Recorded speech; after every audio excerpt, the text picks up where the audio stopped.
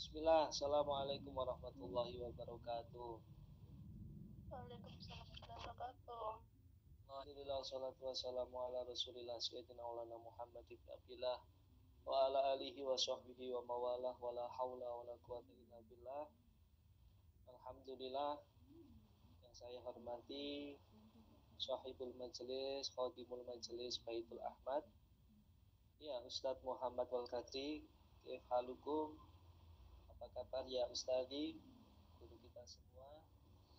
Kita doakan mudah-mudahan beliau dan semuanya, para asatid, para pengajar di majelis Baitul Ahmad, mudah-mudahan senantiasa diberikan sehat panjang umur, dan semoga ilmu yang beliau sampaikan kepada kita jadi ilmu yang bermanfaat, dan kita sebagai para pecinta dan pendengar setia beliau, mudah-mudahan kita juga diberikan keterikatan hati di atas ridho dan taufik dari Allah Subhanahu wa taala. Amin ya rabbal alamin. Hadirin semua, para jamaah majelis Baitul Ahmad yang tergabung dalam Google Meet pada malam hari ini, mohon maaf, sebenarnya kayak gak pantas ya ada Khadimul Majelis Ustadz Muhammad Wal Kadri, tapi saya diperkenankan untuk mendahului sesuatu yang kurang pas, tapi karena ini dipaksa oleh moderator. Sesungguhnya memaksa seorang yang mengajar itu hukumnya juga dosa, maka memaksa yang seperti ini harusnya kena sanksi, tapi karena gimana juga sudah amanah ya, ya sudahlah. Pada ininya saya tidak akan lama, paling lama saya 15 menit, nanti biar beliau melanjutkan. Saya akan membahas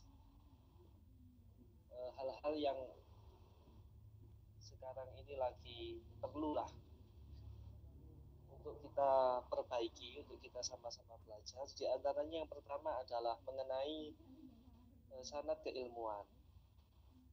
Pentingnya sanad keilmuan, ya, saya tidak banyak hafal daripada riwayat-riwayat, jadi saya ingat dari pesan guru-guru saya. Pentingnya sanad keilmuan yang kita miliki ini sangat berpengaruh pada pemikiran kita. Jadi begini, jika seorang yang menjadi dokter atau seorang yang ingin menjadi orang yang kredibilitas, orang yang memiliki kualitas ilmu yang diakui, maka dia harus menempuh proses persyaratan cek dan cek segala sesuatu yang sesuai dengan tatanan atau sesuai dengan sistem yang sudah ditetapkan oleh lembaga tersebut. Semisal dokter, seumpama seorang dokter ini bisa, seorang siapapun mengaku menjadi dokter, harusnya siapapun juga bisa menjadi dokter. Maksudnya begini, seorang dokter itu kan harus pertama mungkin dia SMA-nya SMA yang jurusan biologi atau IPA atau fisika, kemudian kuliahnya juga harus jelas, dia harus sampai lulus, dia harus sampai magang di sini, atau mungkin dia harus melakukan banyak tes, sehingga ketika dia menjadi dokter, dokter ini benar-benar diakui secara formal dan secara tersurat, itu juga sudah ada. Tapi terkadang repotnya di zaman akhir ini, kalau seorang dokter saja butuh perizinan yang begitu ketat, sedangkan di zaman ini banyak tokoh-tokoh agama atau orang-orang yang diangkat menjadi pemuka agama, sedangkan kredibilitas mereka itu perlu dipertanyakan. Sehingga banyak keracunan masyarakat kita terhadap pemikiran-pemikiran yang tidak bersambung kepada kanjeng Nabi atau para salaf. Oleh karena itu saya berharap kepada teman-teman, ya alhamdulillah adanya majelis Baitul Ahmad ini juga satu naungan yang patut kita syukuri, sehingga pemikiran kita paling tidaklah insya Allah saya yakin majelis Baitul Ahmad ini tidak adalah tokoh-tokoh yang didatangkan ataupun yang menjadi pengisi pemateri, apalagi seorang beliau yaitu Ustaz Muhammad Wakati juga insya Allah kredibilitasnya tidak kita ragukan ya, masya Allah. Dan yang kedua menurut saya yang perlu saya bahas adalah orang di zaman ini setelah kita bersanad itu kita itu perlu keistiqomahan baik secara mengaji ataupun secara mengamalkan. Terkadang orang itu ketika mengaji seperti ini, orang yang banyak belajar seperti sampeyan ataupun siapapun yang belajar, ini terkadang proses mengaji itu sudah banyak mengeluh. Satu contoh begini, kita belajar mengenai bab bersyukur ataupun bab ikhlas, tapi seringkali kita di detik itu jika ada ustadz atau kiai atau habib yang menasihati kita mengenai bab ikhlas atau bab sabar. Kemudian kita membayangkan diri kita saja, ikhlas itu berat, sabar itu berat. Sedangkan di detik itu kalau kita bisa bersyukur, yaitu pemberian nikmat Allah di detik itu ketika kita mendengar nasihat, yaitu bersyukur atas apa nasihat yang telah sampai kepada telinga kita. Ini juga merupakan nikmat yang perlu kita syukur. Dan itu kita sering lupa. Kadang kita menjangkaunya, aku bisa bersyukur, gimana cara bersyukur ya Allah caranya aku bisa menggapai bersyukur menjadi hamba. Kita terlalu terlena, kita terlalu berangan-angan. Padahal di detik itu ketika kita mendengar nasihat dan nasihat itu masuk ke hati kita, itu berarti menunjukkan hati kita ditakdir untuk bisa merasakan hidayah, sehingga hal yang semacam itu patutlah kita syukuri. Jadi saya di sini hanya menyampaikan beberapa hal-hal yang sederhana dari banyak hal yang mungkin orang terkadang terlalu overthinking ataupun berlebihan menurut saya menyikapi kehidupan di zaman ini. Karena adanya berlebihan itu juga tidak baik, baik berlebihan secara sikap maupun berlebihan secara pikiran. Nah, selanjutnya yang ketiga, yang perlu saya ingatkan, banyaknya kurang fahamnya seorang masyarakat atau jamaah di zaman ini adalah ketika kita ini kurang tawaduk terhadap ilmu. Kurang tawaduknya terhadap ilmu itu bukan kurang sopan atau kurang apa ya, tapi tawaduk kepada Allah ya. Man tawadda'a ilallah, siapa orang yang bertawaduk kepada Allah, rafa'ahullah, maka Allah akan mengangkat derajatnya au kama qala. Maka saya harapkan maksud dari Nabi sendiri untuk mengajarkan kita tawaduk adalah agar kita ini bisa memiliki sikap bagaimana kita memposisikan sebagai orang yang memang hamba Allah. Jadi melihat potensi itu seperti yang diajarkan Imam Ghazali. Misal kita melihat anak muda, anak yang lebih muda atau anak kecil, usianya di bawah kita, maka kita melihatnya betapa orang ini adalah orang yang dosanya masih sedikit dan dia masih banyak hal-hal yang polos sehingga mungkin dosanya lebih banyak dan lebih baik anak kecil ini dari saya. Ini adalah tawaduk. Kemudian ketika melihat orang yang usianya lebih tua, tidak boleh sombong dengan cara apa?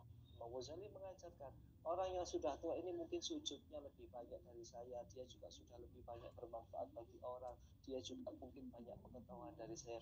Sehingga ketika melihat potensi orang yang lebih tua ataupun yang muda atau siapapun, pasti kita jika konsep tawadhu itu tertanam, kita tidak pernah suudzon. Dan tawadhu itu harus benar-benar terbersihkan pikiran dan hati kita dari sifat berprasangka buruk kepada siapapun. Sampai sering Nabi mengajarkan bahwasanya seorang berzina yang tawadhu, yaitu memberi minum anjing itu saja, Allah angkat derajatnya sehingga Allah beri hidayah dan sebagainya. Ada satu syair yang dikatakan al ilmu harbun lil fatal muta'al kaseli harbun lil makanil al. Sebagaimana air itu yang tidak mau mengalir ke atas, air itu mintanya turun ke bawah. Ilmu itu juga digambarkan seperti air. Ilmu itu mendatangi seseorang yang mau di bawahnya ilmu, dan tidak akan ada ilmu yang menggapai seseorang yang mengatasi atau yang merasa di atas selalu. Kita itu belajar sebagaimana orang yang rendah, dan memang kita ini memang bukan siapa-siapa, kita ini hambanya Allah. Kalau tidak dibantu Allah, la haula wala quwwata illa billah. Tanpa bantuan Allah kita tidak bisa melakukan ketaatan ataupun menjauhi kemaksiatan. Jadi teman-teman kita, saudara-saudara kita muslim yang lain yang mungkin saja di luar sana belum bisa melakukan ketaatan, itu semua juga kita harus memandang mereka juga tidak diberi kesempatan oleh Allah atau belum.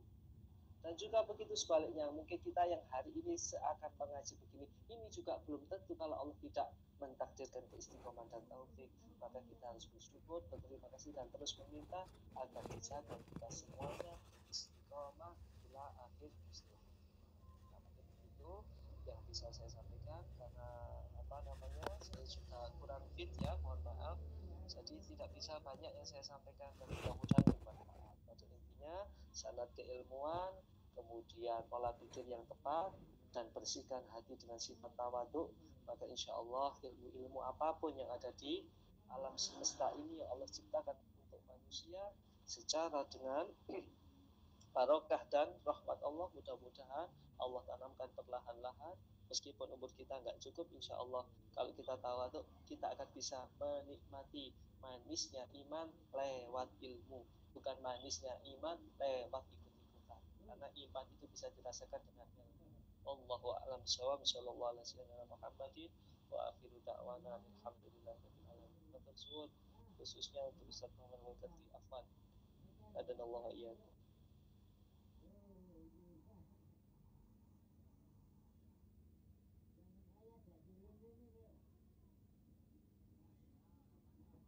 Alhamdulillah itu tadi yang sedikit disampaikan, sedikit tapi bermanfaat untuk kita semua ya teman-teman, dari Ustadz Wafik. Barakallahu fikum wa jazakallahu khair. Mungkin untuk tambahan dari Ustadz Qadri, tafadhol Ustadz.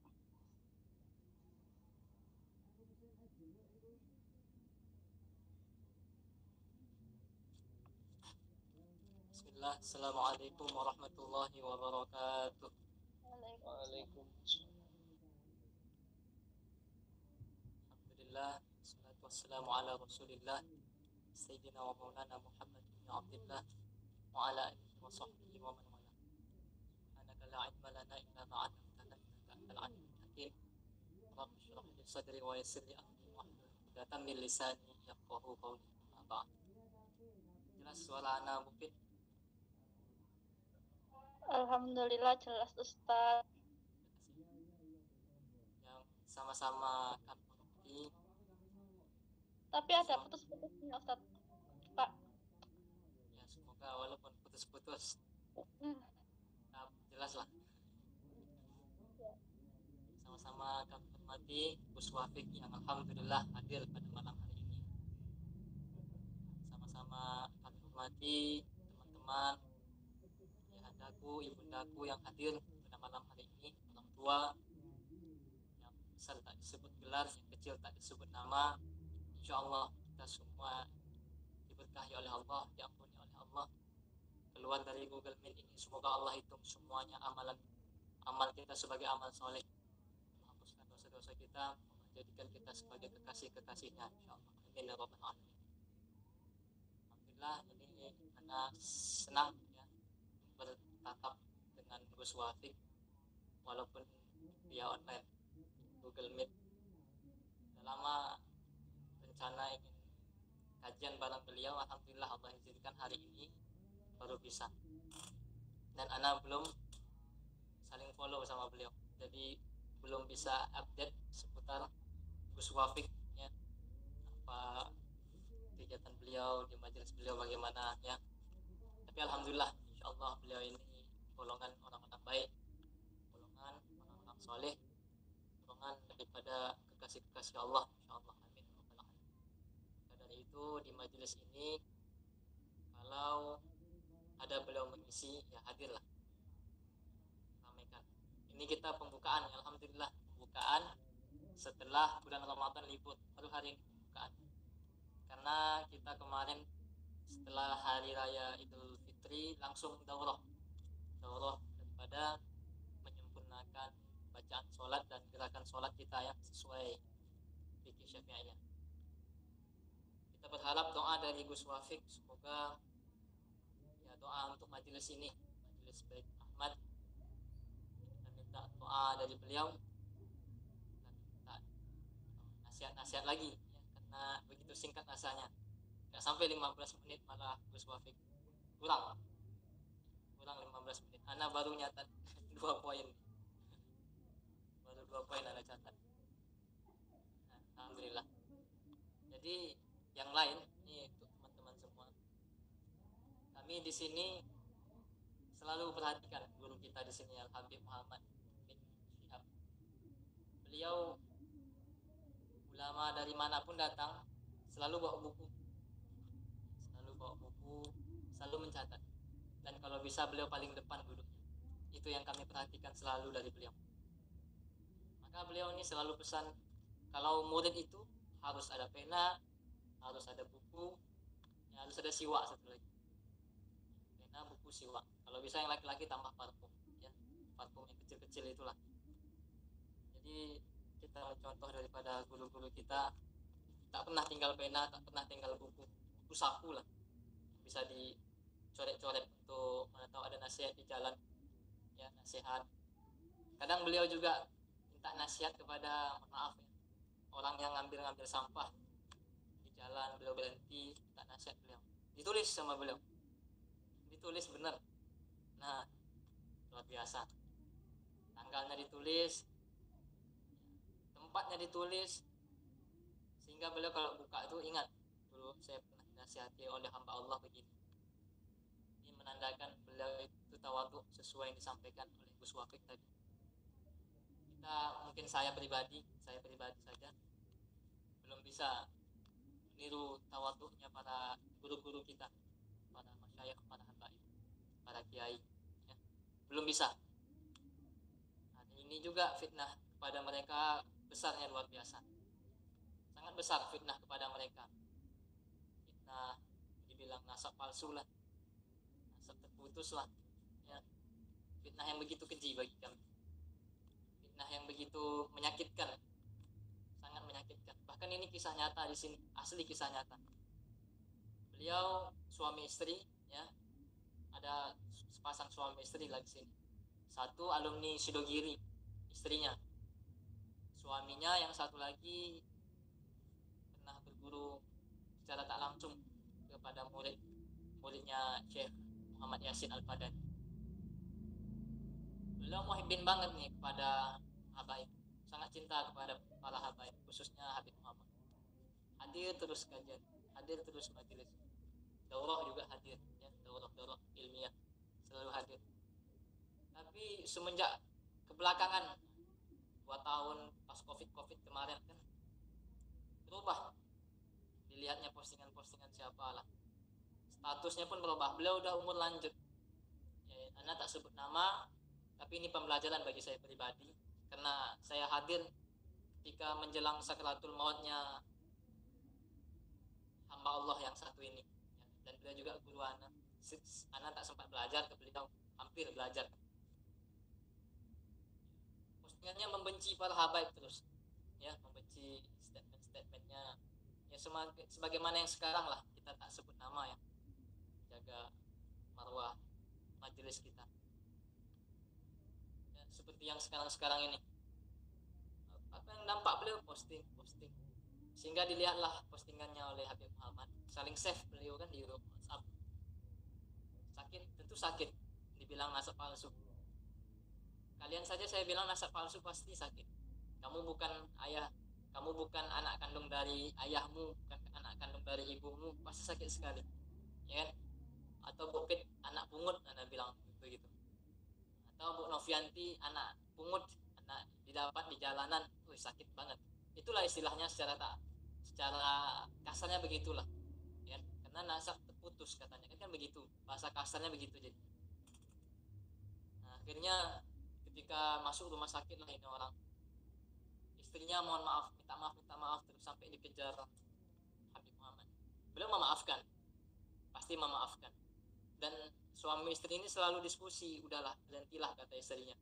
Istrinya langsung cerita kepada saya, berhentilah begitu, gak ada gunanya, kita dah tua, apa gunanya lagi debat-debat, apa gunanya lagi bahas-bahas yang tidak manfaat untuk iman, yang tidak manfaat untuk mendekatkan diri kepada Allah. Itu kata istrinya, ya. Mereka Sabtu Ahad tuh ngajar ilmu alat tuh, istrinya ngajar ilmu nahwu, shoroh, balaghah. Suaminya pun demikian, ngajar nahwu, shoroh, balaghah. Tapi begitulah, ternyata Allah membolak-balikkan hati, ya. Akhirnya dikasih info ketika beliau wafat, Habib Muhammad hanya mengucapkan dari WhatsApp saja. Bukan petanda beliau tak tawadhu, tapi ingin memberikan pelajaran kepada yang lain.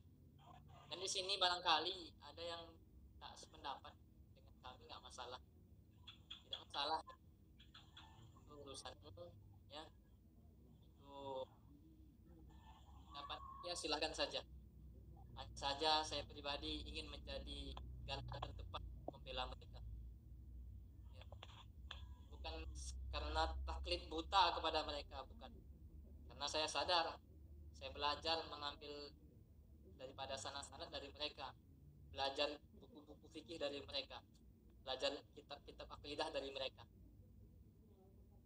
Kalau bilang ulama Nusantara, perbandingan antara ulama Nusantara dan ulama Timur Tengah atau ulama Arab sama saja, saling belajar mereka sebenarnya, ya, saling belajar. Jadi tidak ada membanding-bandingkan antara ulama Nusantara dan ulama luar. Ini terlalu singkat, terlalu dangkal pikiran kita. Maka kita anak-anak muda, memang darahmu lagi bergelora, suka debat ya.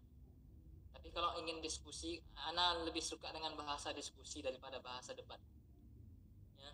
Diskusi itu lebih ilmiah, kalau debat kadang nafsu keluar, hawa nafsu, pengen menunjukkan keilmuan. Kalau diskusi enggak, referensi jelas, ini bukunya ya, tidak pakai urat sampai tegak, enggak sampai urat sampai tegang, oh tidak, tetap kepala dingin, hati pun dingin ya.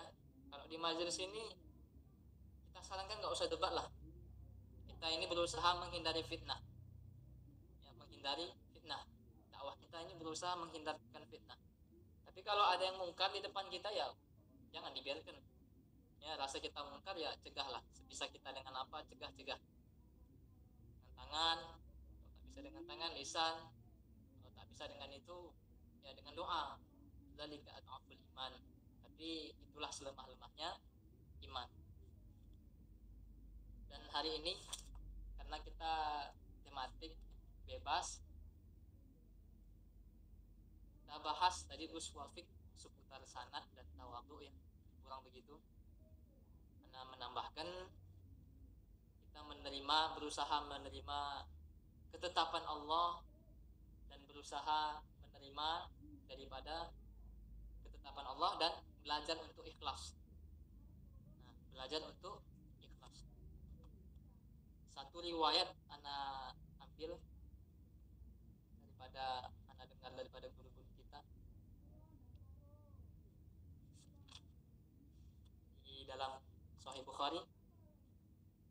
Ini untuk supaya kita semakin cinta kepada Nabi. Kalau ada guru bacakan hadis, mereka jelas ngambilnya dari mana. Karena kita ini belajar ya. Belajar bukan Google, bukan YouTube. Ya, kalau YouTube kita nggak tahu, terkadang Ustaz YouTube, walaupun anggap Ustaz Adi, Ustaz Buya Yahya, Gus Baha, Ustaz Abdul Somad, mereka bacakan hadis, kita hafal melalui mereka. Nah, tapi kalau afdolnya lagi, kita bacakan depan guru, dan kita tahu guru itu bacanya dari buku mana, ngambilnya dari kitab mana ya. Dan apakah guru itu sudah mengijazahkan kepada kita buku yang beliau ijazahkan, itu lebih enak. Kalau dengan Ustaz Somad berkali-kali kita pasti hafal, karena hadisnya kan umum, beliau sering tabligh akbar, hadisnya itu aja sebenarnya yang dibacakan, jadi hafal lama-lama kita. Nah, tapi lebih afdal lagi kita belajar secara talaqi ya, ikut daurah. Biasanya sekarang tuh lagi apanya daurah ilmiah, nah, ikut, jadi tahu buku yang dimana kita ambil, sehingga lebih afdalnya begitu. Ini dalam Sahih Bukhari, sehingga kita semakin yakin ini dari Nabi.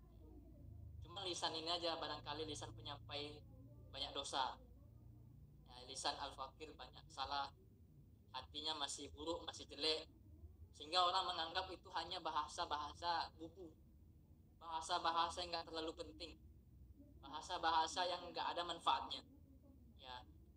Tapi kalau kita nganggap ini orang ya, berusahalah kita menatap siapapun di hadapan kita, berusaha tidak melihat aibnya, tidak melihat memandang dia siapa, dia anak siapa, dia tamatan mana, enggak ada pandangan-pandangan begitu. Maka kita yakin itu dari Nabi Muhammad Sallallahu Alaihi Wasallam, nah, melalui lisan-lisan para penerus-penerusnya. Anna Nabi Sallallahu Alaihi Wasallam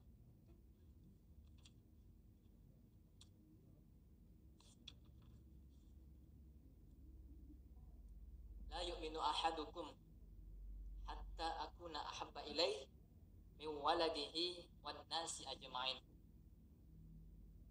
Tidak dikatakan seseorang itu beriman sampai aku, kata Rasulullah, lebih mereka cintai daripada mencintai anaknya ya, daripada mencintai orang tuanya, dan daripada mereka mencintai orang lain, seluruh manusia. Ini baru benar keimanan kita, kalau cinta kita kepada Nabi lebih ya, cinta kita kepada Nabi lebih, baru benar iman kita nih. Mohon maaf, kita kita ini, pribadi kita ini sama dengan pribadi dengan siapa kita duduk, dengan siapa orang yang sering kita duduk. Ya, pasti kamu duduknya di konser, ya itulah pribadi kamu. Bukan melarang konser juga ya.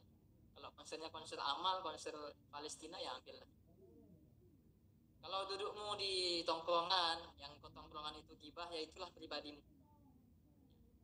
Dudukmu di majelis-majelis yang isinya penuh fitnah, ya itulah pribadimu. Nah, tapi kalau duduknya di majelis membahas Nabi Muhammad, tidak ada gibah, membahas daripada kekuasaan Allah, keesaan Allah, keagungan Allah, kebesaran Allah, nah itu pribadimu. Sehingga yang lain itu lupa. Bahkan bisa hilang, bukan lupa lagi, hilang. Kalau lupa ada mungkin kemungkinan untuk ingat. Tapi kalau hilang, alhamdulillah, berarti nafs mutmainnah kita ada level tinggi. Itu yang kita harapkan. Nah, jadi kalau benar kita cinta kepada Rasulullah, ya, anak sampai detik ini belajar antara menseimbangkan cinta kepada orang tua, kepada istri, dan ini pada anak itu kan apa namanya, zuina linnasi hubbus syahawat minan nisa wal banin wal qanatiril muqantarih dan seterusnya, ya, ditampakkan keindahan, ya, pada wanita, wal banin kepada anak-anak. Nah, ini fitnah yang besarnya itu ya wanita, istri, anak-anak dan seterusnya.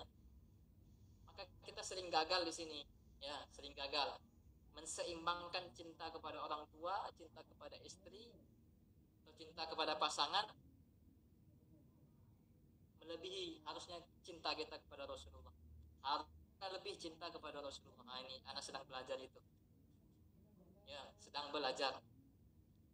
Memang nanti ada momen-momen Allah akan uji kecintaan kita ketika mereka wafat barangkali, ya, ketika diuji musibah barangkali, di situ dipertanyakan masalah cinta. Kalau sekarang dalam keadaan netral kita nih, netral, belum ada ujian, sehingga belum bisa dipertaruhkan daripada bahasa kita. Itu berat sekali. Maka jadi pendakwah itu berat, jadi dai itu berat, jadi alim yang sekelas alim berat. Kita nih, saya ini masih mubtadi'in, ya, masih pemula sekali. Berat juga, karena lisan dah mulai menyampaikan, sudah diizinkan guru-guru kita, ya nggak apa-apa buka majelis, kata beliau. Ya, sangat berat. Nah, maka dulu mohon maaf, itu followers dari 92.000, nah, lama-lama turun sampai 80.000. Nggak pernah diaktifin lagi, karena masih apa namanya, menyembunyikan diri, merasa belum layak, merasa belum pantas, merasa belum sampailah ke sana untuk mengajak umat lebih banyak lagi, mengajak jamaah lebih banyak lagi, merasa belum pantas, belum layak. Ini pertanyaan diri saja sebenarnya, ya. Ya, walaupun guru, teruskanlah, jangan seperti itu. Kamu pendosa, saya pendosa, kata beliau. Memang betul dalam hati saya. Tapi saya terus mengkaji diri, ya Allah, izinkanlah. Nah, nanti ada masanya Allah izinkan, pasti semangatnya lebih lagi seperti dulu. Itu yang kita pertanyakan juga kepada teman-teman, pertanyakan diri kita, ya. Udah layak nggak kita ini memimpin diri, ya? Memimpin diri minimal. Jangankan memimpin orang, memimpin diri dulu. Memimpin diri untuk bangun subuh, memimpin diri untuk sholat isya, subuh isya itu berat. Ya, belajar memimpin diri, nanti baru memimpin bisnis. Mimpin bisnis yang ada karyawannya misalnya, ya bagus. Satu karyawan dulu, 2 karyawan. Nah, jangan mimpi punya karyawan 100. Nah, sedangkan mimpin diri aja nggak bisa. Jangan mimpi jadi bos misalnya, tapi sholat tak bisa dijaga. Nah, anggaplah karyawannya banyak kan, anggap saja begitu. Sholatnya tinggal pontang-panting. Nah, tidak ada keberkahan diantara daripada karyawan-karyawan. Bisa jadi karyawannya nggak cinta kepada dia, hanya hormat dan takut, ya, takutlah. Bukan dia itu hormat dalam keadaan cinta kepada bosnya, tapi karena takut dimarahin, takut turun gaji. Nah, tapi kalau dia bosnya sholat minimal, ya, maka insya Allah dicintailah. Nah, kembali ke topik kita, menerima ketetapan Allah. Anda mengutip beberapa, ini agak berat, kalam daripada Imam Athaillah Sekandari di dalam kitab hikam beliau. al-arif la yazulu ittirab. Al-arifu la yazulu ittiraruhu wa la yakunu ma'a ghairillahi qararuhu. Orang yang arif, orang yang bijaksana, rasa butuhnya kepada Allah Subhanahu wa taala tidak pernah hilang. Wala yakunu ma'a ghairillahi qararuhu, dan ia tidak bisa merasa tenang ketika bersama selain bersama Allah. Nah, ini kalau anak-anak muda yang belajar, kita nggak tahu fase kita di mana nih, kesusahan kita di mana, nggak tahu. Kalau pelajar mungkin kesusahannya di buat tugas, buat PR ya kan. Nah, kalau suami, istri, pasangan mungkin di pekerjaan. Kalau yang lain pasti setiap kita ini sedang bergelut dengan masalah masing-masing. Samudra masalah itu nggak berhenti dia. Selesai samudra yang pertama, datang samudra kedua untuk menghantam, memberikan ombak yang besar. Nah, tapi bagaimana kita mencari daripada untuk menepis ombaknya? Ya, saya tak tahu. Kalau pantai, tanamlah banyak-banyak pohon bakau kan untuk menepis ombak sehingga tidak terjadi abrasi. Begitu juga iman kita nih. Ya, tanamlah pohon bakau di hati itu. Ya nggak tahu lah, istilah ini istilah saja. Istilah-istilah untuk pelajar IPA. Pohon bakau tanam di hati. Nah, sehingga tidak terkikis banget, nggak terlalu abrasi dia kan. Kalau udah abrasi hati kita ya kacau. Bisa jadi bunuh diri. Bahkan saya baca jurnal lah. Kita satu hari itu pasti ada bertemu orang yang psikopat katanya. Ini jurnal dalam psikologi yang baca.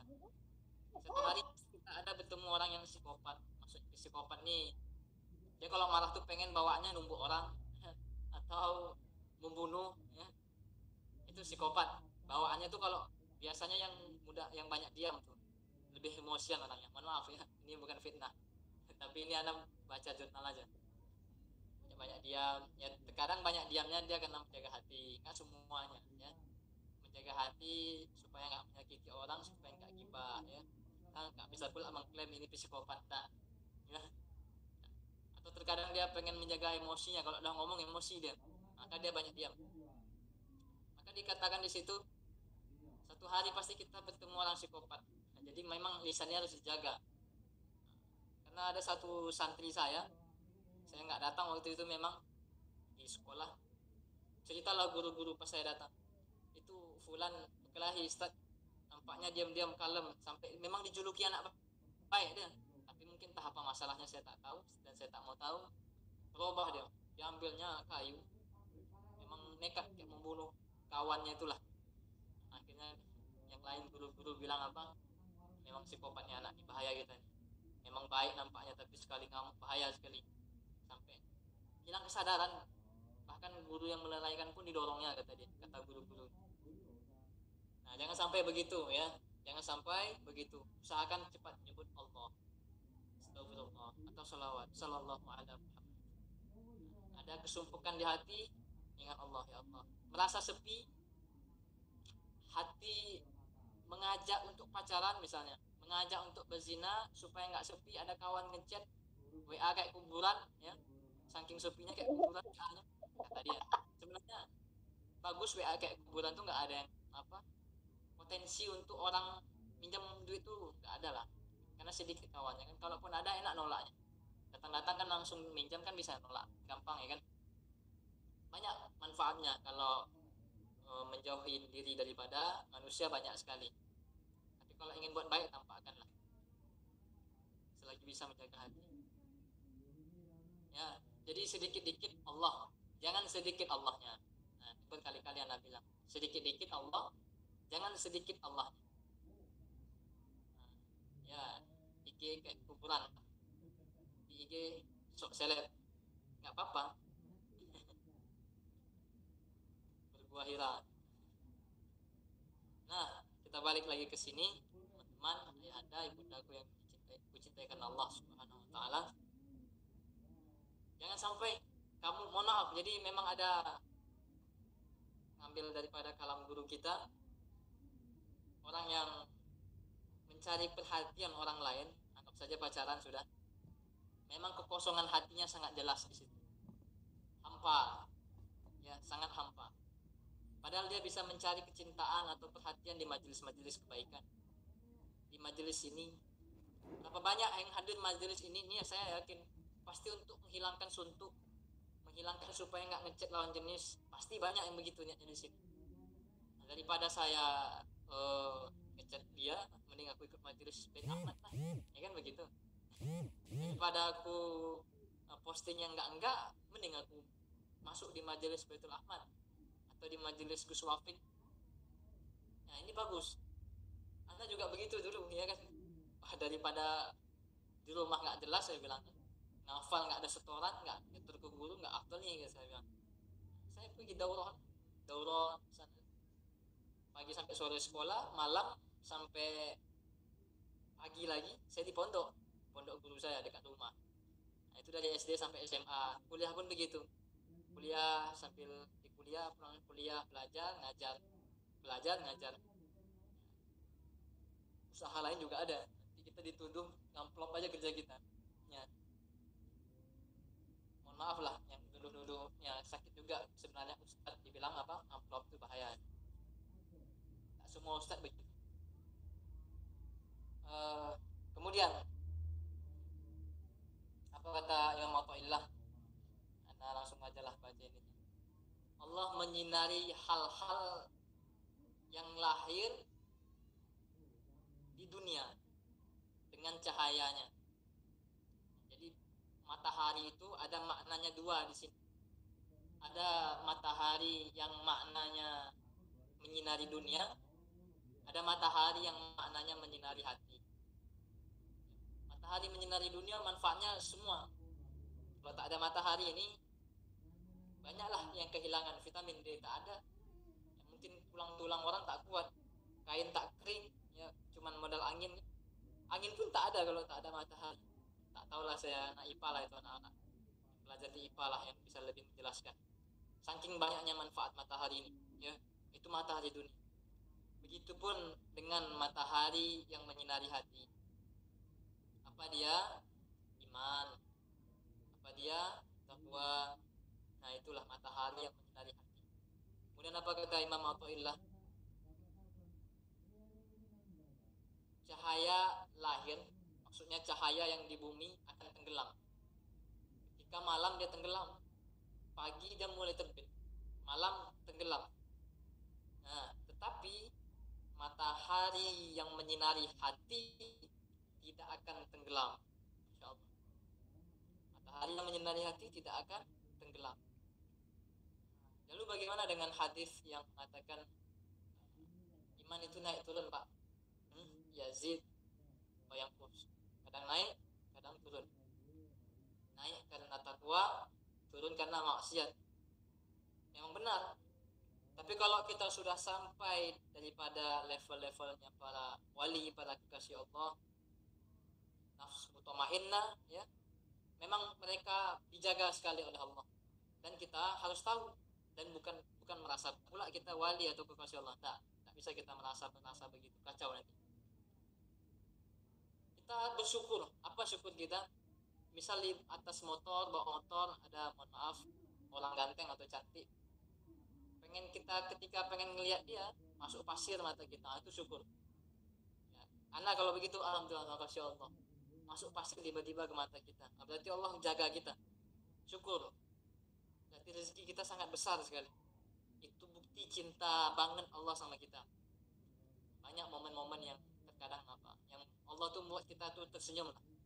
Nah, misalnya ke kampung yang harusnya pulang pergi itu beli bensin 4 liter, ya pulang pergi dari Pekanbaru ke Perawang, pergi beli 2 liter, pulang 2 liter. Tapi kemarin pas 2 hari yang lalu lah, anak pulang pergi cuma ngisi sekali. Sana tuh nggak kurang itu ampernya, nggak kurang bener, nggak kurang sama sekali, full. Sampai ke sana masih full. Anak balik ke sini cuma kurang setengah. Anak lagi sedih sekali waktu itu. Usaha lagi drop kan 2 hari yang lalu usaha drop, mesin rusak, ya kan, sehingga harus diperbaiki. Anak drop sekali. Tapi anak teringat nih kata Imam Athaillah, al-arifu la yazulu ittiraruhu. Nah, rasa butuhnya orang arif itu selalu kepada Allah. Anak berpikir di kala itu, Allah, aku ingat pesan daripada Imam Athaillah, aku belajar daripada kalam-kalamnya, aku tak lagi buku-bukunya, harus bisa aku amalkan. Di situ pertaruhan daripada keilmuan kita dipertanyakan. Anak sedang belajar waktu itu.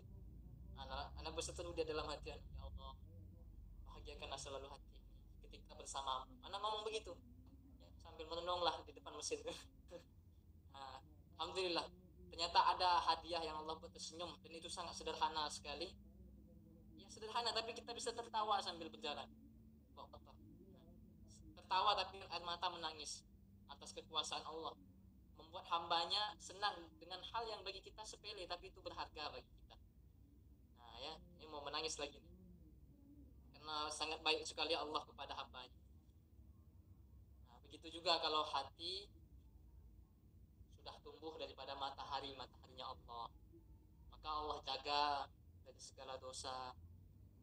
Barangkali mohon maaf pengen melihat video-video yang gak bagus, Allah leletkan jaringannya, ya kan? Udah lelet, jangan dicari-cari lagi sampai manjat jendela, manjat loteng, manjat genteng, udah jangan dicari. Pertanyakan, oh makasih ya Allah, ini lelet jaringanku nih atas pertolonganmu ya Allah, karena hatiku mulai tergerak, nafsuku mulai bangkit untuk mencari video-video yang kau larang. Harusnya kita bersyukur begitu. Jangan ditambah manjat genteng atau pergi keluar, download dulu baru masuk ke rumah lagi. No, jangan. Ya. Nah, maka itu pertanda Allah sedang menjagamu, sedang sangat memperhatikanmu, sedang sangat mencintaimu. Ya. Man dhanna infikak lutfihi an qadarihi fadzalika likusuri nazarihi. Siapa orang yang berpendapat bahwa kasih sayang Allah tidak ada di dalam ujiannya, maka sesungguhnya pendapat itu muncul dari dangkalnya akal. Kamu merasa kamu aja yang diuji, no. Kemudian dalam ujian itu bukan tanda cinta kamu anggap ini tanda Allah benci nih sama aku, atau tanda Allah ini nggak ngabulin doaku. Aku doa yang banyak-banyak minta fajr, malah dikasih musibah. Nih, ya, siapa orang yang berpendapat bahwa kasih sayang Allah tidak ada dalam ujiannya, maka dangkal akalnya. Dangkal. Sebenarnya kasih sayang Allah itu sangat banyak di dalam ujiannya. Dan apa kata Imam Athaillah? Terkadang waktu yang lapang itu bentuk ujian dari Allah, bentuk kemurkaan dari Allah. Karena diberikan waktu lapang, orang banyak lupa, ya, banyak lupa. Kemudian apa kata Allah di dalam surat Muzammil, innana syi'atal laili hiya asyaddu wa ta'aw wa aqwa muqila. Ini sederhananya saja. Kalau pengen sholat tahajud, pengen baca Quran, coba deh kata Allah, kamu baca di malam-malam hariku kata Allah.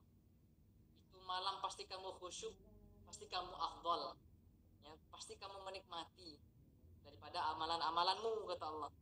Ya, kalau kamu merasa hampa, merasa hidupmu nggak punya kasih sayang, ya, nah coba temui aku di malam-malamku kata Allah. Ya, di situ kamu temukan kesejukan, kamu temukan ketawa, kamu temukan keindahan, ya, kamu temukan daripada kekhusyukan yang benar-benar lah. Nah, maka ayat setelahnya apa? Innalaka fin nahari sabhan tawila, karena sesungguhnya kamu pada siang hari sangat sibuk. Nah, sangat nggak punya waktu. Ternyata Allah tuh memang dah menciptakan kita tuh memang sibuk di siang hari, dan Allah kasih paham, innalaka fin nahar sabhan tawil, kamu pada siang hari sangat sibuk, maka aku ciptakan malam, kamu tidur sebentar, kamu bangun untuk menikmati daripada kasih sayangku kata Allah. Ya, kita belajarlah, sama-sama belajar bangun malam. Merasa nggak glowing ya bangun malam, tapi itu untuk dunia saja. Kalau niatnya untuk glowing doang, ya kan, merasa gelap bangun malam, ya. Merasa terkadang dia tuh merasa sering dimarahin orang tuanya begitu kan, nggak ada salah dimarahin. Nah, coba bangun malam lah sering, berubah tuh drastis, karena yang tadinya kalau orang Melayu sini bilang yang gampang-gampang dimarahin itu darah manis kata dia. Aku ini darah manis sehingga kalau orang nengokku mau marah aja bawaannya. Nah, itu ada yang begitu kata dia. Saya bilang lah, nggak ada yang begitu itu. Kalau kita darah manis, nah, coba bangun malam nanti darahnya jadi pahit saya bilang. Sehingga orang nggak marah-marah lagi. Ya. Orang nggak mudah gampang marah samamu, orang nengokmu enak. Begitulah bos nengokmu pun enak. Di antara kamulah siapa yang begitu. Maka berusaha menerima takdir Allah, dan takdir Allah ada yang bisa diubah, ada yang enggak. Itu hak dan kekuasaannya Allah Subhanahu wa taala. Ya, bahkan di cerita-cerita para wali, ya ada pun yang bilang khurafat, bilang tahayul, terserahlah. Yang ketetapannya awalnya neraka, Allah bisa mengubah dia menjadi ahli surga. Itu hak ketetapan Allah kan. Yang bilang orang bilang takdir nggak bisa diubah, bisa. Itu hak dan wewenang Allah Subhanahu wa taala. Tugas kita menerima takdir saja. Menerima takdir. Menerima ketetapan Allah Subhanahu wa taala. Tapi menerima takdir dan menerima ketetapan Allah bukan untuk bermalas-malasan. Ini banyak kesalahpahaman. Ya, enjoy saja. Sudahlah, memang takdirku begini. Sudahlah, memang takdirku nggak ada kerjaan. Sudahlah, takdirku nganggur memang. Nah, ini bodoh memang. Bodoh kalau kita ngomong begitu. Harusnya kita mengambil daripada takdir-takdir kita, bukan bermalas-malasan. Kadang nggak terambil dia karena kita malas kan. Harusnya dia ditetapkan itu jatuh kepada kita, tapi kita nggak gerak. Nah, kadang ada dia harus diambil, memang ada yang diam saja datang dia. Afdalnya kita berusaha ya mengejarnya, mengambilnya bukan mengejarnya, mengambilnya. Terakhir, bersabar ya, menerima ketetapan Allah, kemudian ikhlas dalam kesabaran. Ikhlasnya apa? Apa kata Imam Athaillah? Laisa kullu man sabat takhsisuhu kamalu takhlisuhu. Orang yang memiliki karomah, orang yang mempunyai karomah belum tentu mempunyai keikhlasan yang maksimal. Ini kata Imam Athaillah. Belum tentu mempunyai kesempurnaan dalam keikhlasan. Itu kata Imam Athaillah As-Sakandari. Nah, banyak memang begitu. Kita lihat riwayat daripada para wali, ada yang mohon maaf akhir hayatnya wafat dalam keadaan maksiat. Nauzubillah. Semoga kita wafat dalam keadaan husnul khotimah. Mereka punya murid banyak karomah. Ya, muridnya punya juga karomah, gurunya punya karomah, murid punya karomah. Tapi akhir hayatnya wafat su'ul khotimah, mengenaskan. Ada yang 30 tahun azan yang diriwayatkan oleh azan 30 tahun tapi wafat dalam keadaan kafir. Ya, wafat dalam keadaan kafir karena jatuh cinta kepada non muslim yang ada di samping tempat dia azan. Nah, dia naik ke atas azan, dilihatnya wanita non muslim ya, jemur pakaian. Akhirnya naik nafsunya sampai lafaz azannya nggak selesai. Nah, dihampiri ke rumah itu. Nah, hasilnya dia mau masuk, dia murtad dan menikahi perempuan itu dan mati dalam keadaan kafir. Nauzubillah. Memang nggak ada jaminan teman-teman. Kita berusaha istiqomah menjaga keikhlasan, dan keikhlasan ini amalan yang ditakuti syaitan. Sedikit pun syaitan nggak bisa menembus orang-orang yang ikhlas, sedikit pun nggak bisa. Mau menembus dari mana pun nggak bisa, santet pun nggak bisa. Apalagi bahasa-bahasa kamu susuk atau kamu katanya diguna-guna orang, nggak tembus. Ikhlas dalam sholat, ikhlas dalam beramal. Jangan disuruh-suruh lagi lah kalau bisa. Apalagi bangun subuh dibangunin. Coba keikhlasan tumbuh karena kecintaan. Orang tuamu mampu menyekolahkanmu sampai sekolah tinggi karena keikhlasan, karena kecintaan. Kalau nggak cinta dia, nggak ikhlas dia, dituntutnya kamu. Berapa juta lah saya keluarkan untuk kamu aja kata dia. Kamu kayak gini, kayak gempel. Itu hati-hati kalau orang tua ada ngomong begitu ya. Tapi itu bukti bukti cinta sehingga tumbuh keikhlasan, berjalan begitu saja ya, tidak menuntut. Nah, kita belajar begitu teman-teman, belajar amalan yang udah dilakukan lupakan ya, sedekah lupakan. Maka ibtaghur rif'ata indallah tahlumu amman jahila alaik wa tu'ti man haramak. Jikalau kamu ingin melihat derajat orang yang tinggi ya, melihat level-level mereka yang tinggi ya, melihat makom mereka yang tinggi, tahlumu amman jahila alaik, memberi kepada yang tidak pernah memberi kepadamu ya. Tahlumu amman jahila alaik, bersikap penyantun kepada orang yang tidak pernah bersikap baik kepadamu, yang tidak mengenalimu ya. Mohon maaf, misal motor prank, knalpot prank, mentang-mentang di kampung orang kita ngong kan nggak ada yang kenal sama aku, kata kita. Nah ini belum lagi, karena merasa dirinya kalau dikenal orang baru dia segan. Nah, belum ciri-ciri orang yang levelnya tinggi lah. Atau di depan orang lain dia nakal, tadi kan orang nggak kenal sama aku jahat-jahat lah di sini, aku buat nggak baik lah di sini. Siapa dia, nggak kenal, mau ngadu sama siapa dia. Nah, tiba di RT-nya, tiba di lingkungan komplek perumahan dia, di kawasan tempat tinggal dia baik-baik dia, keluar dari situ bejat dia, merantau dia bejat dia. Oh kan nggak ada yang kenal sama aku di sini. Nah ini belum level orang-orang yang baik, belum level orang yang derajatnya tinggi di sisi Allah. Yang kedua, wa tu'ti man haramak. Kalau kita ingin melihat orang yang levelnya tinggi, mereka itu memberi kepada orang yang tidak pernah memberi kepada mereka. Kita memberi, nggak usah harap mereka akan memberi lagi kepada kita. Nah itu level-level orang yang tinggi. Ciri-cirinya dua itu yang disebutkan oleh Nabi Sallallahu Alaihi Wasallam. Nah, itu contoh ikhlas. Dan menjaga keikhlasan cukup beberapa poin saja. Pertama, bangun malam, karena malam hari nggak ada yang bisa ngeliat kita ibadah ya. Ini menjaga keikhlasan. Siapa yang bisa ngeliat kita beribadah, nggak dipandang orang, nggak dipandang yang lain lah ya. Nah ini menumbuhkan keikhlasan. Yang kedua, berpuasa sunnah. Orang kadang nggak tahu kita sedang puasa, kecuali dia nawarin makanan, di situ mungkin baru kita bilang aku sedang puasa ya. Nah, maka ini keikhlasan, untuk menambahkan keikhlasan, menumbuhkan keikhlasan. Sholat malam, puasa. Nah dua ini yang diijazahkan guru-guru kita untuk menambahkan keikhlasan. Adapun yang lain Allahu a'lam. Kadang anak ingat-ingat lah, tuh rasanya kurang ikhlas, tambahlah keikhlasan, tambahlah keikhlasan. Siapa yang nggak pengen kita nih nggak tembus oleh jin, disantet nggak tembus. Ini bukan untuk membanggakan diri teman-teman, bukan untuk membanggakan diri. Teman saya nelpon, panik ya, nelpon, panggilan tak terjawab. Habis isya baru saya lihat, banyak panggilan tak terjawab. Saya angkat, saya telepon balik.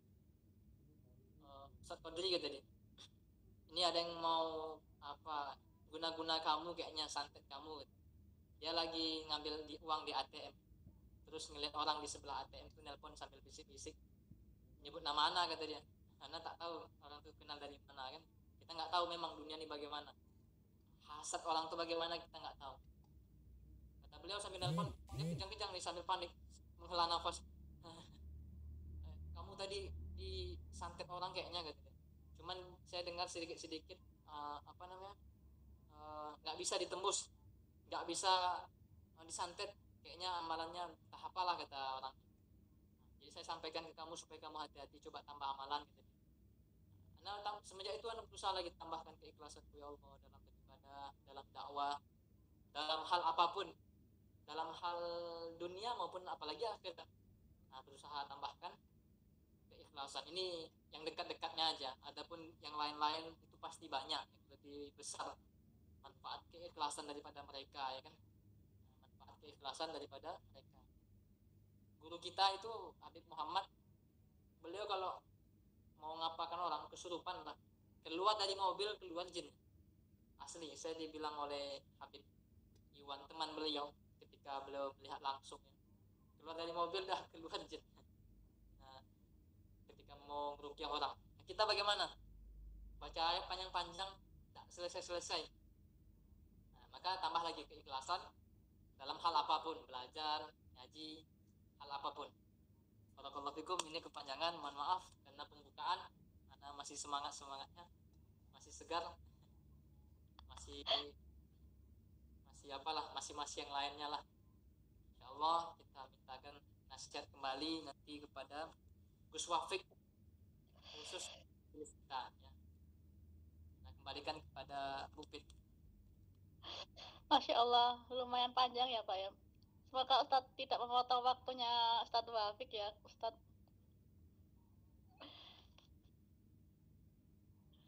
Ya Mas, itu tadi penyampaian materi yang disampaikan oleh guru kita bersama Ustadz Muhammad Balqadrim. Barakallahu fikum wa jazakallahu khair. Ini masuk ke sesi tanya jawab apa gimana nih? Ustadz Wafik kemalaman nggak Ustadz? Nggak ada, bebas. Ya sudah, langsung saja. Lebih baik ada timbal balik dari audien. Oh ya alhamdulillah, takut kemalaman. Untuk teman-teman yang mau bertanya boleh disampaikan ya. Ustadz, tadi apa Ustadz? Yang pertama tadi kan kesimpulannya, yang pertama sanad keilmuan, terus memiliki sifat tawadhu, terus apa satunya Ustadz? Ilmu yang bermanfaat. Ustadz Wafik. Oh, membersihkan ini hati. Ya. Yang ilmu berarti enggak Pak Ustadz? Yang apa? Gini kan tadi kan kesimpulannya punya Ustadz Wafik itu kan sanad keilmuan, terus sifat tawadhu, terus yang ketiga itu membersihkan hati apa ilmu? Ya, cakupannya itu memang luas karena memang saya agak bingung ya kalau tidak ada. Jadi tidak punya tema lah. Makanya saya lebih suka kalau langsung tanya jawab. Pada intinya 3 tadi, yaitu membersihkan Ya. sanad, kemudian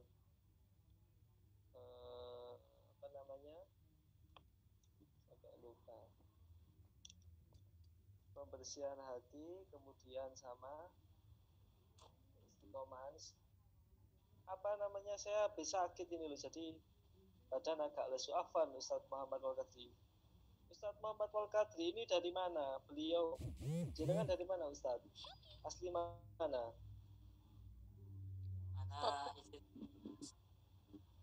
Antum dari mana?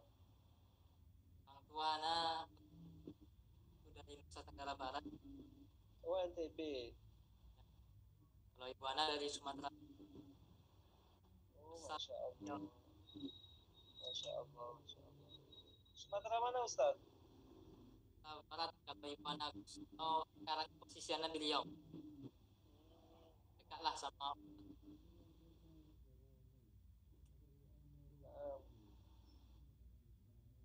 Putus-putus Pak. Iya, Ustaz Muhammad Walkadri ini ya. Saringan dia agak putus-putus. Pak, suaranya putus-putus. 1, 2, 3, 4, 5. Jelas?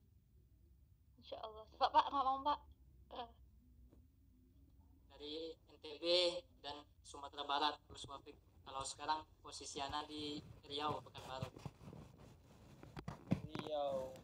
Saya punya teman baru di daerah Riau, di daerah Kota Duri. Jauh dari Kota Duri, Ustaz. Kalau lewat tol 1 jam, Gus. Masya Allah.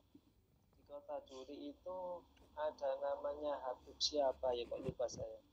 Nah itu sekarang beliau belajar sama Habib itu, teman saya. Dulu kenal di Kota Batu, dia merantau gitu Ustaz. Kalau antum kota apa Ustaz? Di Pekanbarunya, Gus. Oh, ibu kota provinsi ya? Ya. Kota Riau. Ya sudah, moderator silakan. Ya Ustaz. Assalamualaikum warahmatullahi wabarakatuh Ustaz.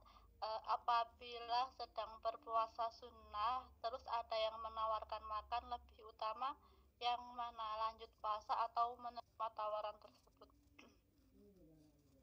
Ana dengerin aja biar Gus Wafik jawab. Tafadhol Ustaz. Kalau saya jawabnya nggak pakai referensi, langsung ceplas-ceplos biasanya. Pada intinya ya, Nabi itu sering kali ngendikan berbicara tentang menghormati tamu, menghormati tetangga itu bagian dari orang yang beriman kepada Allah dan hari akhir, beriman kepada Allah. Dan ini menunjukkan bahwa kebaikan dan keramahan agama Islam ini benar-benar ditunjukkan nyata oleh Kanjeng Nabi, bahwasanya bentuk dari ramah dan bentuk tidak mementingkan diri sendiri, egoisme.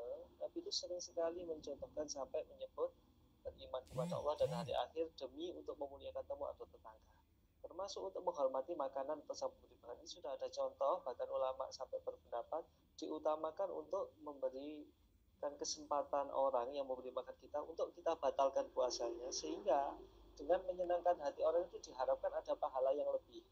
Sehingga Nabi juga pernah bersabda yang dalam riwayat pada intinya, siapa orang yang mengabulkan hajat, membantu hajat saudaranya, itu jauh lebih baik dibanding beriktikaf di masjidku 2 bulan. Dan itu betul-betul Nabi itu bagaimana kalau urusan sunnah dan yang ditatapkan dengan urusan sunnah adalah urusan kemanusiaan, maka Nabi seringkali mendahulukan urusan kemanusiaan. Wallahu a'lam, insyaallah begitu. Itu kalau pendapat saya.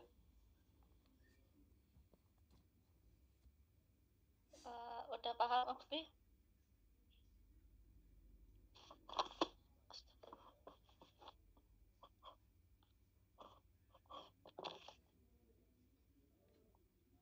Gimana Ukti yang nanya selfie, udah paham kan?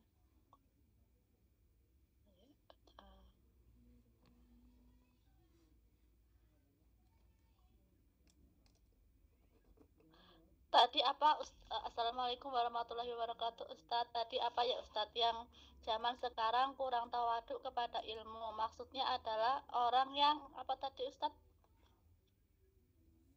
Ini loh, di zaman sekarang itu orang itu kurang tawaduk sama ilmu. Jadi begini, seringkali kita mendapati ketika ada biaya untuk mengaji di TPG lah, karena paling sederhananya kita ngajikan anak-anak kecil kita di TPG atau TPA yang mungkin ustadz-ustadzahnya mungkin kan mayoritas juga bukan lulusan pesantren atau apa. Terkadang orang itu memandang tempat-tempat pendidikannya semacam ini, kemudian jika ada tarikan atau iuran biaya dengan harga yang mungkin di atas 50 atau sampai 100 ribu ke atas, dan insya Allah saya tidak mendapat hal itu terjadi sampai di atas 100 ribu. Itu terkadang orang-orang itu kurang tawaduknya itu begini, mengatakan kok tempat mengaji mahal ya, kok tempat menuntut ilmu agama kok jadi ditempatkan keduniaan ya, jadi duniawi ya. Padahal mereka ketika menjadikan anak mereka bimbingan, belajar privat atau les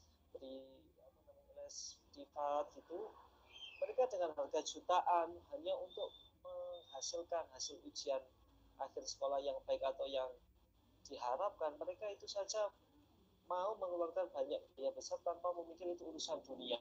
Sedangkan untuk mengaji ada tarikan uang sekian, kadang mereka beban. Yang kedua, orang juga sering meremehkan beberapa para ulama. Terkadang kita juga meremehkan orang-orang yang seharusnya kita muliakan, seperti kiai-kiai atau ulama-ulama di kampung kita.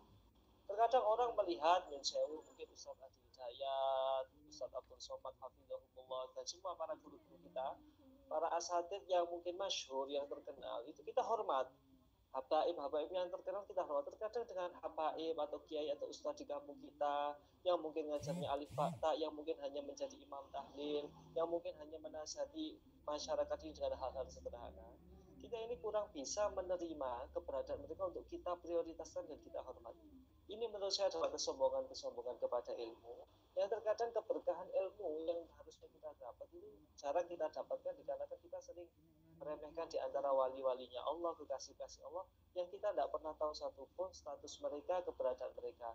Dan saya yakin banyak di antara ustadz atau kiai-kiai kampung itu beliau-beliau biasa terkadang menjadi wali Allah yang tidak pernah ditampakkan, memang tujuannya untuk menjaga kestabilan di daerah-daerah kita. Maka saya harapkan ayolah kita mulai sekarang untuk melihat siapapun ulamanya, siapapun ustadznya, itu jangan dilihat dari segi viralnya. Sudah, kita ini akuilah, kita ini bukan siapa-siapa, kita butuh kepada mereka-mereka yang menunjukkan jalan, sehingga kita bisa menghormati siapapun yang membawa syiar kepada agama ini, baik itu yang masyhur ataupun yang ada di daerah-daerah kita. Wallahu a'lam. Itu mungkin bentuk tawadhu kepada yang itu menurut saya, insyaallah.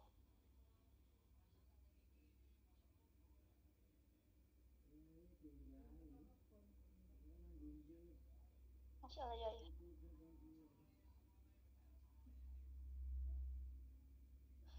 Teman-teman ada yang mau bertanya lagi? Kalau mumpung ada ustadznya, silakan yang mau bertanya. Assalamualaikum Ustadz, bagaimana pandangan meminta maaf pada orang yang pernah mungkin kita sakiti di mimbar saat berkhutbah?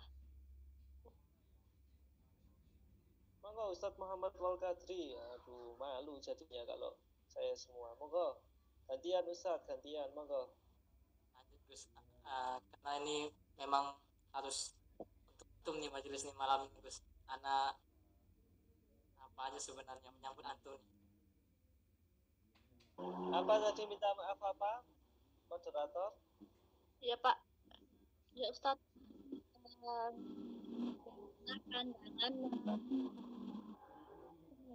Bagaimana pandangan meminta maaf pada orang yang pernah mungkin kita sakiti di mimbar saat berkhutbah? Bagaimana pandangan? Jelas nggak Kak? Berarti antum ini khutbah, sampai ini khutbah ya? Jadi Anda seorang khotib, seorang penceramah. Iya, halo, yang bertanya. Minta maaf Ustaz.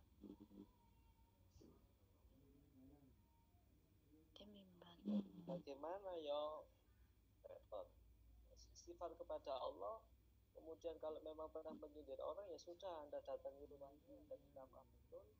Karena di sini pentingnya ya, khotib-khotib ataupun para penceramah itu benar-benar bukan hanya belajar secara sanad dengan talaki atau berhadapan dengan guru, tapi benar-benar harus melihat ruya, melihat kebiasaan ada daripada guru-guru, sehingga mereka sebelum nanti mereka terjun ke masyarakat, mereka itu sudah punya sir.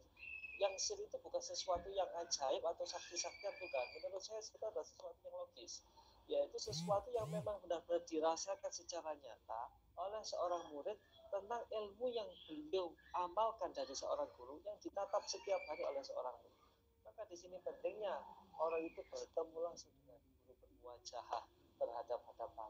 Dan sering Nabi mengatakan orang yang melihat seorang solihin, melihat seorang yang alim, itu pahalanya lebih baik dari sholat malam dan sebagainya. Itu menunjukkan kalau memang benar-benar kita mengikuti dan menatap beliau dengan kesungguhan dan menatap beliau dengan penuh harap kita mendapatkan pengetahuan, meskipun beliau tidak mengajar sekalipun dengan ucapannya, bahasa tubuh, perilaku beliau itu pasti penuh dengan makna dan ilmu. Kalau kita husnudon kepada Allah Subhanahu wa taala, maka Allah akan futuh, buka pikiran dan hati kita sehingga Allah memasukkan ilmu-ilmu yang tidak bisa kita pelajari lewat tulisan. Jadi menurut saya jenengan atau antum yang mungkin sudah berkhutbah kemudian masih terbawa emosi itu, alangkah baiknya antum juga sering-sering untuk melihat kebiasaan atau adab daripada orang-orang soleh yang ada di sekitar kita, insya Allah. Karena kalau sekedar berkhutbah atau berilmu tapi tanpa kita mengikuti kebiasaan salaf, itu khawatir nanti cedera ya, khawatir nanti lepas. Mungkin Ustaz Muhammad bisa menambahkan apa yang tadi saya buat.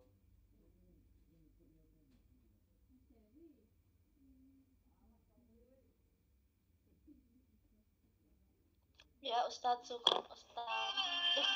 Astagfirullahaladzim.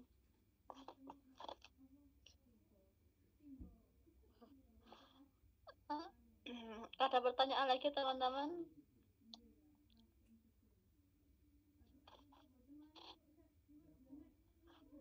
Ini Ustadz, tadi ada pertanyaan dari Ustadz Qadri. Ustadz Wafik ini asal mana katanya? Saya asli Malang, Batu Ustadz. nikah Ustaz. Terus Ya, udah nikah. saya masih jomblo. Antum? Bisa lah di Malang juga banyak. Insya Allah. Antum pernah main ke Malang, ke daerah Jawa? Pernah kemana antum? Kalau Jawa Belum Si- pernah. barat lah Gus, Tasik, Hmm, Calingka, itu doang. iya iya. Masya Allah. Sekarang posisi antum ini rumah pribadi berarti di Sumatera ini. Rumah Allah lah Di Gus. pondok. Waduh, kalau rumah Allah ya berarti masjid lah rumah antum. Ya, Itu masjid. Nah, Bukan itu ya Ustaz, bukan batu ya Ustaz. siapa? Ya Ustaz Wafik. Ya Batu kan Malang kan orang Sumatera kan kurang paham dengan istilah batu. Oh, Allah Akbar. Fadal kalau Ustaz. Insya Allah kita mudah-mudahan segera dipertemukan secara offline, secara langsung ya Ustaz. Kepingin banget. Ya, Insya Allah. Sudah, gimana moderator? ayo teman-teman yang mau bertanya silahkan ya. Teman-teman silakan yang mau bertanya. Ya masih ada yang mau bertanya lagi?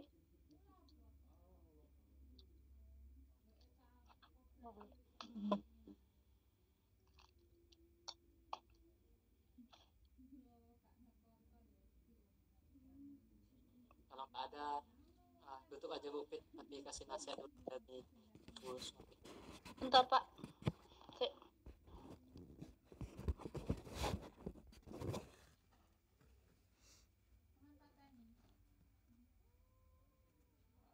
Ya. Kita tutup aja. Iya mungkin capek teman-temannya. Iya Pak. Ustaz, kayaknya kemarin sebelum ditutup minta nasihatnya Ustaz. Saya dulu.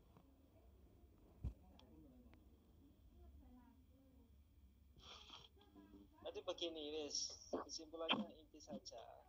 Minta Orang di zaman ini ya tadi kan Ustaz Muhammad Al-Kadri juga menjelaskan tentang aneh-anehnya zaman ini. Itu pada intinya karena logika kita di zaman ini kurang teratur secara ilmiah. Maksudnya apa?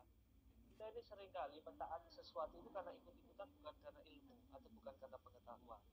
Satu contoh, semisal kita ditanya sholat kita ini mengikut Imam Syafi'i, tapi kita tidak pernah ingin tahu atau ingin mencari tahu Imam Syafi'i itu menulis di kitab apa ya, atau Imam Syafi'i itu di mana ya kitabnya beliau baca. Ternyata kita ini membacanya bukan kitab Imam Syafi'i, tapi kitab yang sudah disyarah pada para ulama sampai seperti kitab Sulam, kitab Syafi'i. Yang hal-hal seperti ini juga sangat menghancurkan kita ketika banyak statement-statement ngawur di zaman ini termasuk kepada nasab, sehingga kita ini seringkali dengan menjawabnya dengan emosi. Jadi statement saya untuk kesimpulan adalah menanggapi statement yang negatif itu pada intinya begini. Saya masih teringat kisah guru kita yang diceritakan kepada saya, Habib Umar juga sering berpesan bahwasanya jangan lupa kita ini dulu punya leluhur para habaib itu namanya Imam Muhajir. Nah, Imam Muhajir ini dikatakan Imam Muhajir, nama beliau itu Ahmad bin Isa. Beliau disebut Al Muhajir itu karena beliau sendiri itu berhijrah dari tempat yang mungkin di situ banyak pembenci ke tempat yang di situ mungkin aman dari pembenci. Tujuannya bukan untuk menghindari pembenci, tapi tujuannya untuk menyelamatkan keilmuan dan sanadnya. Satu. Yang kedua, Imam Fakil Muqaddam, cucunya beliau itu juga pernah mengatakan, jika di masa-masa yang lalu datuk-datukku dibunuh oleh musuh-musuh yang mungkin benci dengan Ahlul Bait Nabi Muhammad, maka detik ini aku patahkan pedang dan aku tajamkan pena.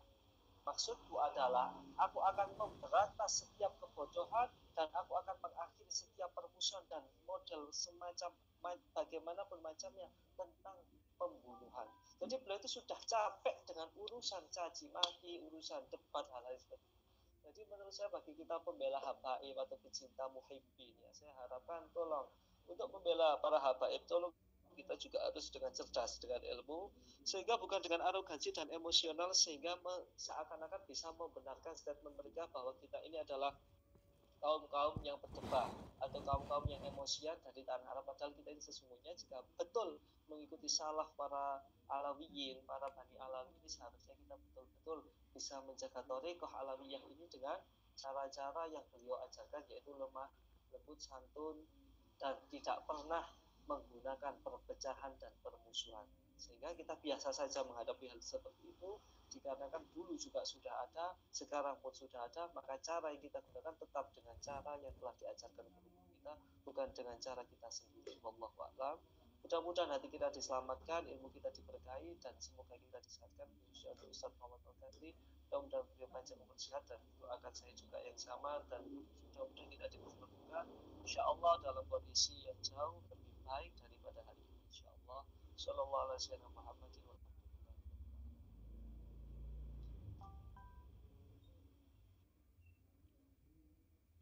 Jadi mak tadi kesimpulannya ya, kalau membela habaib tidak dengan emosi, harus menjaga thariqah dengan lemah lembut ya Ustaz tadi, dengan keilmuan untuk membela. Ya.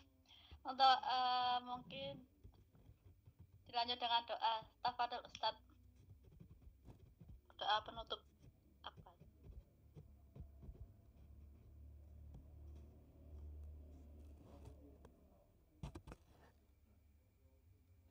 Iya Pak, doa Pak. Siapa itu?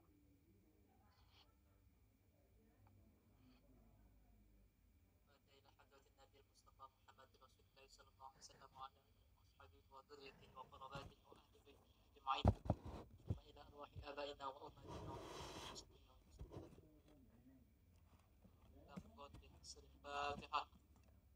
بالله من الشيطان الرجيم. بسم الله الرحمن الرحيم. الحمد لله رب العالمين الرحمن الرحيم مالك يوم الدين إياك نعبد وإياك نستعين اهدنا الصراط المستقيم صراط الذين أنعمت عليهم غير المغضوب عليهم. أعوذ بالله السميع العليم من الشيطان الرجيم. بسم الله الرحمن الرحيم. الحمد لله رب العالمين العاقبة للمتقين والصلاة والسلام على أشرف الأنبياء والمرسلين وعلى آله وصحبه أجمعين. اللهم اغفر لنا ذنوبنا ولوالدينا كما ربيانا صغيرا ولجدنا ولجدتنا ولمشايخنا ولأساتذتنا ولمن حضرنا ولمن غاب عنا ولجميع المسلمين والمسلمات والمؤمنين والمؤمنات الأحياء منهم والأموات إنك على كل شيء قدير. اللهم ارفع عنا الغلاء والبلاء والوباء والفحشاء والمنكر السيوف المختلفة الشدائد والمحن ما ظهر منها وما بطن من بلدنا هذا خاصة ومن بلدان المسلمين عامة برحمتك يا أرحم الراحمين. اللهم ارزقنا توبة نصوحا قبل الموت. اللهم ارزقنا توبة نصوحا قبل الموت. اللهم ارزقنا توبة نصوحا قبل الموت. اللهم اختم لنا بحسن الخاتمة. اللهم إنا نسألك علما نافعا ونسألك قلبا خاشعا ونسألك يقينا صادقا ونسألك اللهم إنا نسألك علما نافعا ونسألك قلبا خاشعا ونسألك يقينا صادقا ونسألك العفو والعافية ونسألك تمام العافية ونسألك الغنى عن الناس ونسألك الاستقامة ونسألك حسن الخاتمة. ربنا آتنا في الدنيا حسنة وفي الآخرة حسنة وقنا عذاب النار. سبحان ربك رب العزة عما يصفون وسلام على المرسلين والحمد لله رب العالمين. سبحانك اللهم وبحمدك أشهد أن لا إله إلا أنت أستغفرك وأتوب إليك. Terima kasih Ustadz Wafiq untuk waktunya Ustadz.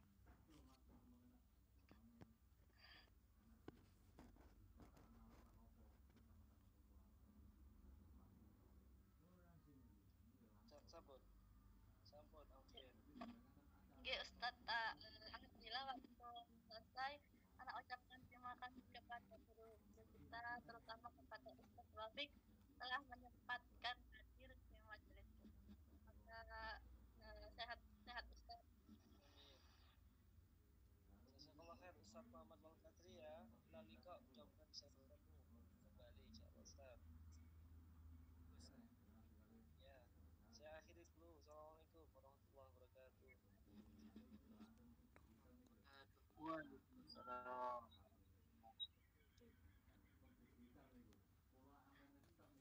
Iya. Apa?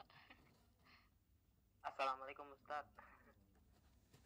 Salam Bang Haji, lama tak nampak. Iya, karena ini kan grupnya vakum, kalau bisa sering-sering Ustaz. Kirain Ana ini bubar gitu karena ada berbulan-bulan nggak kajian gitu. Takutnya bubar gitu. Bubar katanya Pak, perang dulu sama aku. CP, ayo CP, ada masalah apa? Masalahnya berbulan-bulan vakumnya gitu. Cuman Ramadan sama Idul Fitri Bang Haji. Insya Allah. Ana ingat Bang Haji sering dulu hadir, kayaknya tanda namanya. Ini kalau boleh tahu grupnya apa ini? Nama grupnya. Baik, Ahmad Ustaz.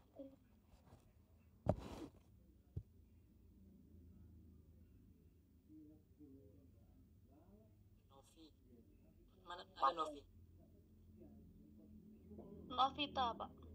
Yati. Nggak ada mungkin. Udah keluar. Oh ada. Nggak ada. Tadi apa namanya? Pak Mansur bilang tuh dengar tuh Novi katanya.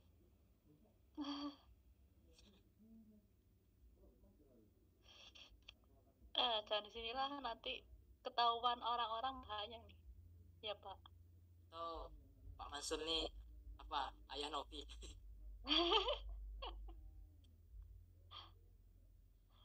Niken ini siapa sih ya? Karena ini loh, Ukti Niken, ID card Niken Banafsah Malang pelajar siapa nih? Ini Mbak Niken atau siapa? Ya. Oke, kita tutup mungkin anak izin dulu ya. Siapa?